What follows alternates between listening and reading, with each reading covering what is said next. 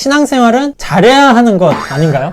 잘해야죠. 진짜요? 신앙인이 어떻게 불완전한 삶을 사나요? 이 질문부터가 저는 되게 받고 의아했거든요. 네, 안녕하십니까. 안녕하세요. 네, 드디어 이름을 정했습니다. 솔솔 토크로 정했는데요. 솔솔톡이 아니라 솔솔 토크인가요? 키역입니다, 키역. 솔솔 솔솔 톡, 톡. 키역. 네, 좀 감성적이게. 바람 소리가 좀 들어가야겠네요. 크에. 솔솔 톡. 이름 괜찮은 거죠? 그 네 번째 시간으로 저랑 가장 많이 오해를 하시는, 많이들 좀 착각을 하시는 유희성 목사님을 모시고 오늘 이어가 보도록 하겠습니다. 네, 안녕하세요. 네, 안녕하세요. 소개받은 유희성이고요. 네, 진짜 교회 공동체 안에서 우리 서영성 목사님과 저를 혼동하시는 분들이 많이 있으시더라고요. 기쁩니다. 우리 나이도 같고. 나이도 네, 친구입니다. 제 친구고, 피부톤도, 그렇습니다. 같은 종족입니다. 같은 인생. 신장도 비슷하고. 네. 같은 영양 섭취를 하며 네. 자랐습니다. 네, 친한 우리 친구끼리 오늘 또 어떤 좋은 내용들이 나올지 네. 기대도 됩니다. 네, 오늘은 기독교인이 불완전한 삶을 살면서도 신앙을 가질 수 있을까요? 라는 질문이 나왔는데요. 실제 청년부에서 나왔던 질문입니다. 신앙생활은 잘해야 하는 것 아닌가요? 잘해야죠. 진짜요? 신앙인이 어떻게 불완전한 삶을 사나요? 이 질문부터가 저는 되게 받고 의아했거든요. 많은 분들이 이 신앙의 결단 앞에서 이런 고민들을 하시는 것 같아요. 실제로 나는 완벽하지 않은데, 그럴 자신도 없는데, 크리스찬으로 산다는 것은 뭔가 도덕적인 높은 삶의 기준에 도달해야 된다는 그런 좀 생각이 드는 분들이 적지 않은 것 같아요. 그리고 말씀하신 대로 이 부담, 잘해야 될 것 같다라는 부담 때문에 아예 출발도 못 하시는 분들도 많이 있으시더라고요. 이런 질문이 왜 나오게 된 걸까요? 사실 이런 질문을 한다는 거는 잘해보려는 좋은 마음 아닐까요? 근데 저희가 좀 정리해야 될 거는 있는 거. 잘한다는 게 뭘까?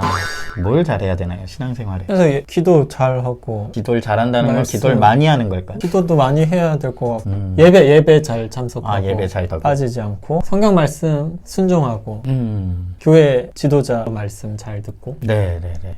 그렇네요. 이런 것들 잘하면 천국에 가나요?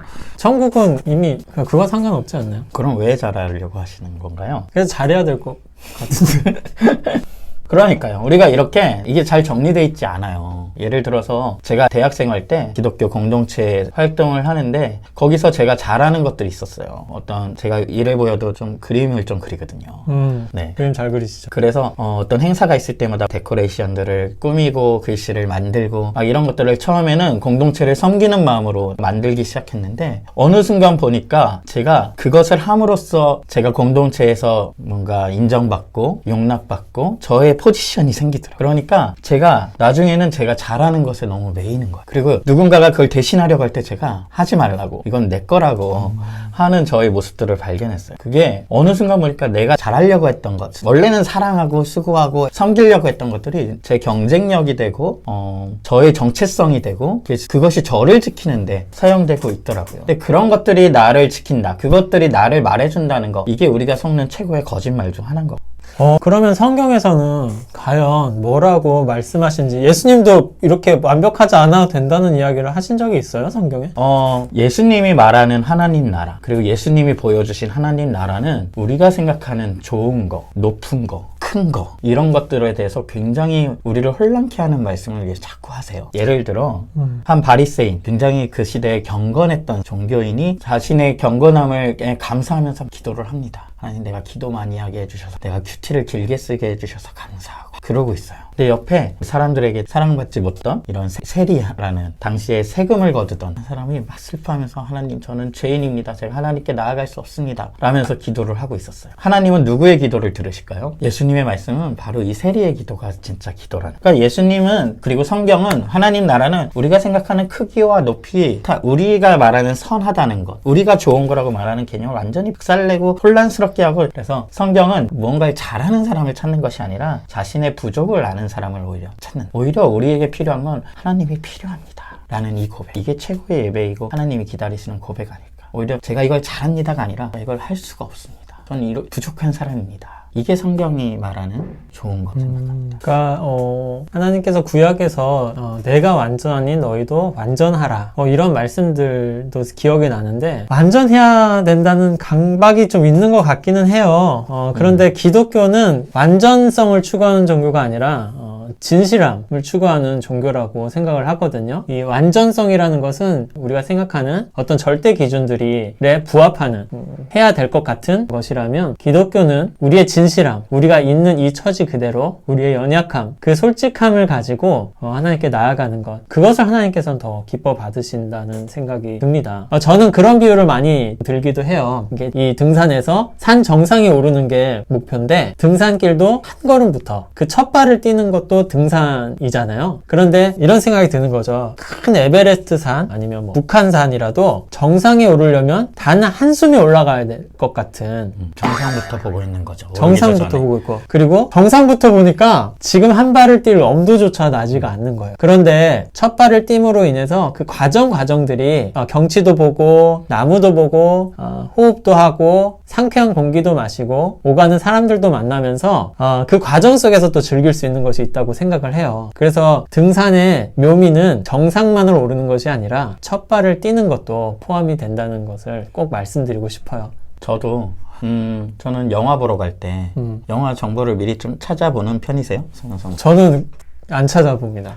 저도 그렇거든요. 네, 저는 재미없어요. 일부러 그 영화가 뭐에 대한 영화인지, 내용 스토리가 어떤 건지 저는 되도록이면 모르고 가려고 하는데, 저는 그 모든 과정이 영화를 관람하는 과정이라고 생각하거든요. 그런데 우리는 자꾸 신앙생활에서 그 영화의 처음부터 끝까지 결말을 다 알고, 그 다음에 내가 여기서 어떤 의미를 찾을 수 있을지를 다 계산을 하고, 그러고 자꾸 신앙생활을 시작하려는 면이 분명히 있는 것 같아. 저도 명작을 이렇게 추천받으면 꼭 조용한 시간에, 정말 특별한 시간에 그것을 보고 싶어하는 마음이 있어요. 고화질로 큰 화면에 아무도 없을 때 조용하게 헤드폰을 끼고, 그러다 보니까 아직도 못 본 영화들이 그런 순간에 못 만나서요.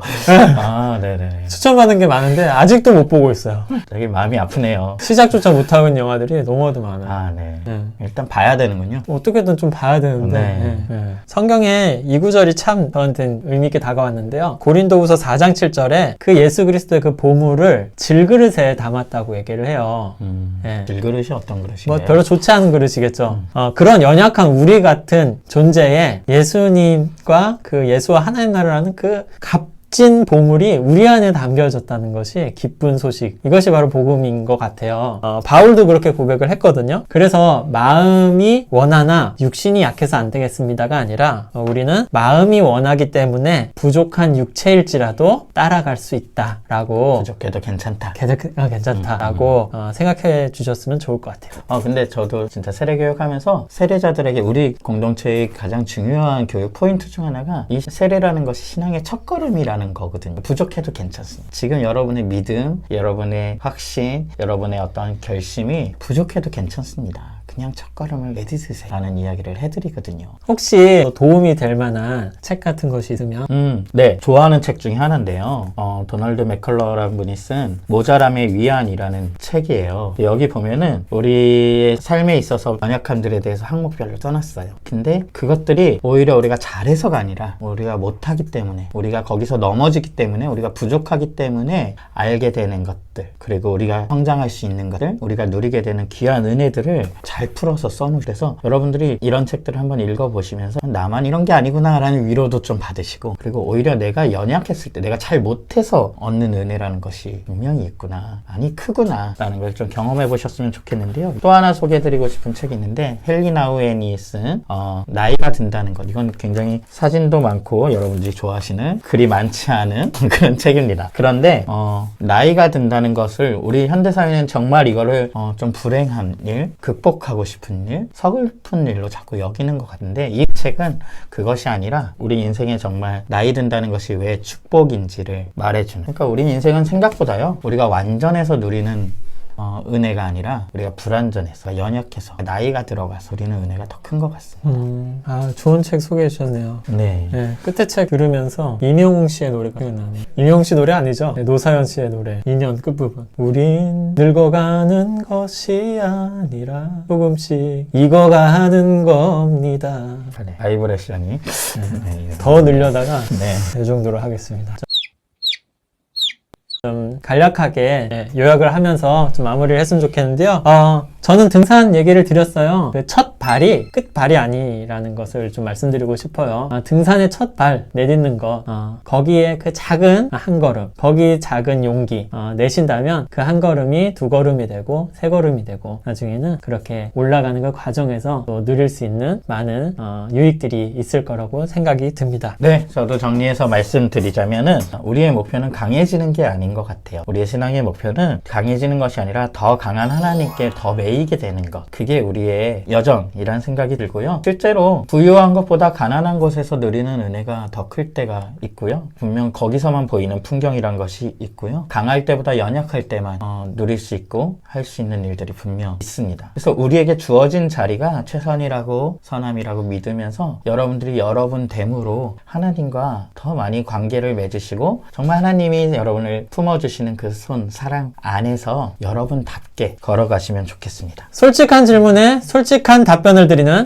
솔솔톡 다음 시간에 다시 만나겠습니다. 감사합니다. 감사합니다. 끝 된 건가요? 괜찮은 건가요? 괜찮겠지.